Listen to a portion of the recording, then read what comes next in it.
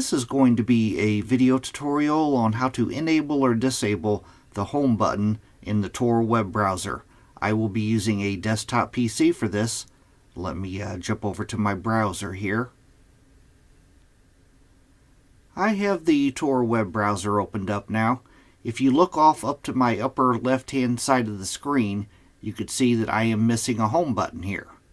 To add a home button, what you want to do is go off to the upper right hand corner, up to the 3-bar hamburger menu. You want to click on that. Then you want to go down to where it says More Tools and click on More Tools.